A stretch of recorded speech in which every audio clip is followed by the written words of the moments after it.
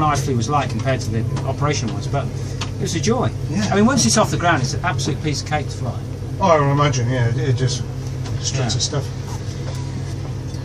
So it's dead easy. You've just got the boost gauge for your throttle, and it's just because it's in inches of boost, and basically 1 inch of boost equates to about 10 knots. Right. So zero boost, 1900 RPM is about 150 knots. So if you want to go 10 knots quicker, you just put +1. Yeah. And then the RPM's fully fine for takeoff, and then obviously you push them down to coarsen the prop. And the way we do it is if you take off at 3000 RPM, in the climb you ask for 2400, so you'll ask for +4 24, so they bring it back from +7 back to +4 and push these down for 2400 RPM. Right, so who's next in the seat? Workings and the electronics for a system called H2S radar. That then goes out the bottom and you'll notice a blister behind the bomb bay. Think of this as a very, very, very early and primitive sat-nav system. Okay. Came into service in November 1943. Standard fit on all Lancasters by the end of the war. Last used in anger by the RAF in 1982 when it was fitted in the Vulcans that went to the Falkland Islands, and it finished its service in 1993 when the Victor fleet was decommissioned. 50 years is not bad going for technology in the military.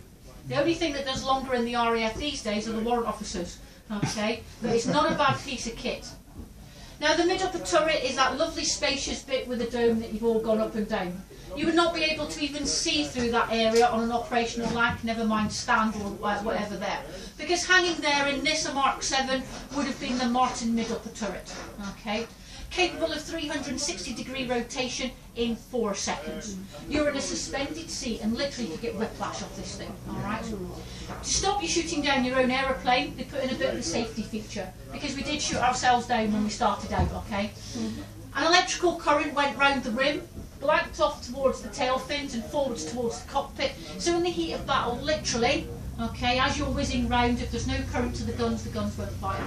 Nice and simple. However, you can still shoot down your mates on either side, so do be careful. Alright, but theoretically not ourselves. 7,377 Lancasters were built. 3,345 were lost, either to operations or to training accidents. That's nearly half. Bomber Command had a total of 125,000 air crew, of which 55,573 lost their lives. Nearly another 20,000 were wounded or made prisoner. Okay, that's over half.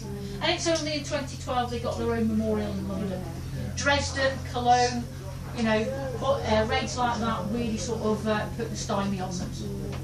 It would have cost you approximately £70,000 in 1944 to make one of these, in a time frame of 4 to 6 weeks.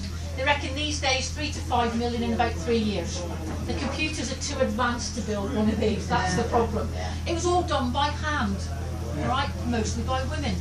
Okay, and guys who weren't fit enough to serve in the actual armed forces. So as I say, computers can't do this, you know, that's why we're not building anymore.